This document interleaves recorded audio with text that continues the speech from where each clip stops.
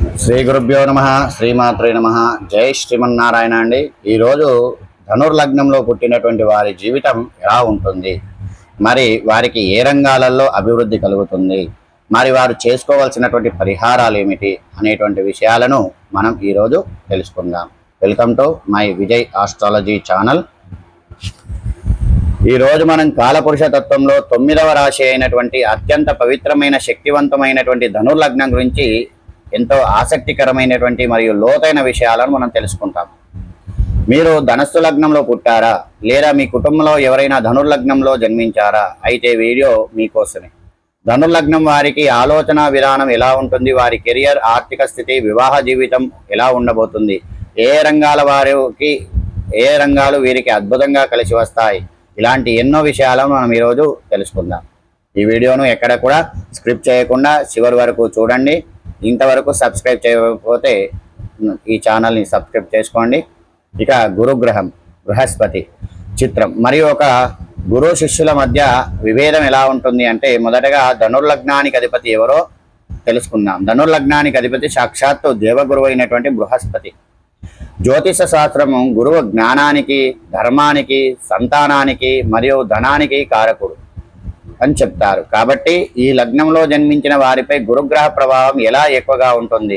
ధనస్సు అంటే మనకు గుర్తు వచ్చేది ఒక విల్లు, బాణం. ఈ రాశి చిహ్నం గమనిస్తే ఇది కూడా గుర్రంపై భాగం మనిషి రూపం ఉండి ఆకాశం వైపు బాణం ఎక్కుపెట్టి పుట్టినట్లు ఉంటుంది. దీని అర్థం ఏమిటంటే, జంతువుకి ఉండే అంతులేని శారీరక బలం, మనిషిలో ఉండే అపారమైన మేధస్సు, ఈ రెండూ కలిసిన అద్భుతమైన వ్యక్తిత్వం. ధనస్సు లగ్నం జాతకులది ఎప్పుడూ ఉన్నతమైన లక్ష్యం. బాణం ఆకాశం వైపు ఉన్నట్లుగా వీరి ప్రయాణం కూడా అలా సాగుతూ ఉంటుంది. ఇక వీరి శారీరక ఆకృతి విషయానికి వస్తే, ధనస్సు లగ్నం అగ్నితత్వపు రాశి కాబట్టి వీరిలో ఎప్పుడూ ఒక రకమైన తేజస్సు, ఉత్సాహం పుట్టిపడుతూ ఉంటుంది. వీరు సాధారణంగా మంచి ఎత్తు, ఆకర్షణీయమైన కన్నులు, వెడల్పైనటువంటి నుదురు కలిగి ఉంటారు. గురుని ప్రభావం వల్ల కొంతమంది వయస్సు పెరిగే కొద్దిగా బరువు పెరిగేటువంటి అవకాశం ఉంటుంది. వీరి వ్యక్తిత్వం గురించి మాట్లాడుకుంటే ముందుగా చెప్పుకోవాల్సింది వీరి నిజాయితీ గురించి.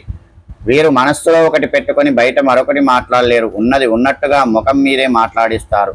దీనివల్ల కొన్నిసార్లు ఎదుటివారికి కఠినంగా లేదా అహంకారంగా ఉన్నవారిగా కనిపిస్తూ ఉంటారు. కానీ వీరి మనస్సులో ఎలాంటి కల్మషం ఉండదు. అలాగే వీరు స్వేచ్ఛ అంటే చాలా ఇష్టం. ఎవరైనా వీరికి శాసించాలని చూసినా, కట్టడి చెయ్యాలని చూసినా అస్సలు సహించరు. ప్రతి విషయాన్ని లాజికల్గా, ధర్మబద్ధంగా ఆలోచిస్తారు. సమాజంలో న్యాయం వైపు నిలబడే వ్యక్తుల్లో వీరే ముందుంటారు. ఇక ధనుర్లగ్నం వారి కెరియర్ ఎలా ఉంటుందో ఇప్పుడు చూద్దాం. వీరికి సహజంగానే జ్ఞానము ఉంటుంది, అమితమైనటువంటి ఆసక్తి ఉంటుంది. జ్ఞానం పైన పుస్తకాలు చదవడం, కొత్త విషయాలు తెలుసుకోవడం వీరికి చాలా ఇష్టం. కాబట్టి విద్యాపరంగా వీరు చాలా ఉన్నత స్థితికి చేరుకుంటారు.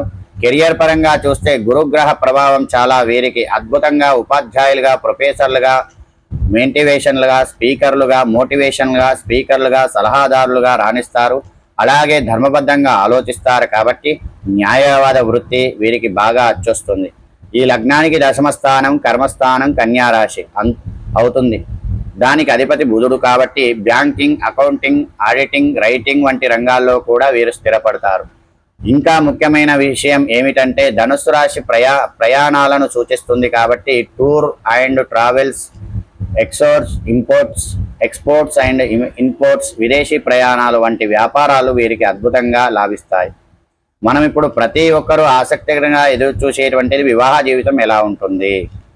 ధనుర్లగ్నానికి సప్తమ స్థానము, వివాహ స్థానము మిథున రాశి, బుధుడు అధిపతి. మిథున రాశికి బుధుడు అధిపతి కాబట్టి వీరికి వచ్చే జీవిత భాగస్వామి చాలా తెలివైన వారుగా, చలాకీగా మాట్లాడేవారుగా మరియు ఎప్పుడూ యవ్వనంగా కనిపించేవారుగా అయి ఉంటారు. కానీ ధనుర్లగ్నం వారు ఎప్పుడూ ఏదో ఒక లక్ష్యం వైపు పరిగెడుతూ ఉంటారు. పైగా స్వేచ్ఛను కోరుకుంటారు. ఈ లక్షణం వల్ల కొన్నిసార్లు కుటుంబానికి తగినంత సమయం కేటాయించలేరు. దీనివల్ల వైవాహిక జీవితంలో చిన్న అబద్ధాలు వచ్చేటువంటి అవకాశం ఉంటుంది. వీరు తమ జీవిత భాగస్వామిని ఒక స్నేహితుడిలాగా భావిస్తారు.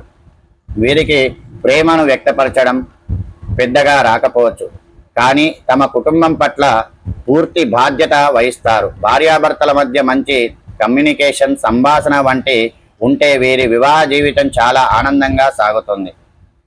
ఇక ఆర్థికంగా వీరికి ఎప్పుడూ పెద్దగా లోటు ఉండదు.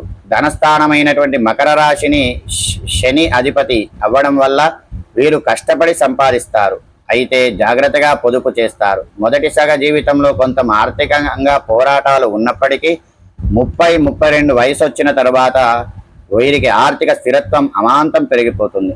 ఇక ఆరోగ్య విషయానికి వస్తే అగ్నితత్వపు రాశి కావడం వల్ల వీరికి మంచి జీవనాశక్తి ఉంటుంది.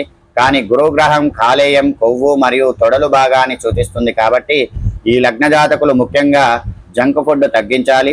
లేదంటే ఉబకాయము, ఫ్యాటీ లివర్, గ్యాస్ట్రిక్ సమస్యలు, నడుము, తొడలు నొప్పులు వంటి సమస్యలు రావచ్చు. క్రమం తప్పకుండా యోగా లేదా వాకింగ్ చేయడం వీరికి చాలా అవసరం. ఇక వీరు గురుగ్రహం కాబట్టి కనకపుష్యరాగాన్ని ధరించడము, ఏ స్టోన్ అయినా కానీ మీ పురోహితుని అడిగి ధరించుకోవాలి. ఎవరికి వారు సొంతంగా రత్నాలు ధరించకూడదు. ఇక చివరిగా ధనుసు లగ్నం వారికి అదృష్టాన్ని తెచ్చే విషయాలు, పరిహారాల గురించి తెలుసుకుందాం. అదృష్ట గ్రహాలు గురుడు, కుజుడు, సూర్యుడు వీరికి అత్యంత యోగకారక గ్రహాలు. అదృష్ట రంగులు పసుపు, కెంపు, ఎరుపు, ఆరెంజ్ రంగులు వీరికి కలిసి వస్తాయి. ముఖ్యంగా పనులకు వెళ్ళేటప్పుడు ఈ రంగులు ధరించడం మంచిది. ఇక పరిహారాల విషయానికి వస్తే ప్రతి గురువారం దక్షిణామూర్తిని కానీ దత్తాత్రేయ స్వామిని కానీ దర్శించుకోవడం, గురువులను మరియు పెద్దలను గౌరవించడం, అలాగే విద్యార్థులను పుస్తకాలు దానం చేయడం వల్ల వీరికి జీవితంలో ఆటంకాలని తొలగిపోతాయి, అద్భుతమైన విజయాలను సాధిస్తారు. ఇక ఇదండి ధనుస్సు లగ్నం వారికి వ్యక్తిత్వంగా కెరియర్, కుటుంబం మరియు పూర్తి విశ్లేషణ. మీకు ఈ వీడియో విషయాలు ఎంతవరకు ఈ ధనుర్లగ్నం వారికి కనెక్ట్ అయ్యాయో కింద కామెంట్ రూపంలో తెలియజేయండి. ఈ వీడియో నచ్చితే లైక్ చేయండి, షేర్ చేయండి, సబ్స్క్రైబ్ చేయండి. నన్ను ఆరాధిస్తున్న మీ అందరికీ కూడా కృతజ్ఞతలు. జై శ్రీమన్నారాయణ.